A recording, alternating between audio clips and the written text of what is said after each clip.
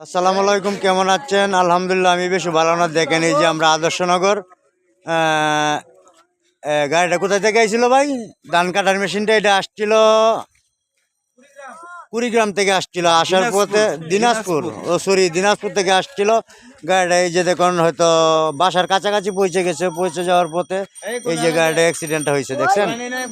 এটা হচ্ছে কিছু সময় হলো অ্যাক্সিডেন্ট হয়ে গেল। আবার যদি বাসের যাত্রী থাকতো, এটা যদি বাস থাকতো তাহলে কি হতো, ঠিক আছে? তাহলে কি অবস্থাটা হতো। আর যারা হয়তো ভিডিওটা দেখতেছেন তারা একটু কমেন্টে জানাবেন। আর দেখেন কতটুক গভীরতা আছে এই যে গাড়িটা পড়ে আছে, ঠিক আছে? 19 পর্যায়ের গাড়িটা, 19 পর্যায়ের। ড্রাইভার কই আছে? ড্রাইভার কই আছে? ঠিক আছে, এবারের ইনকামটা শেষ।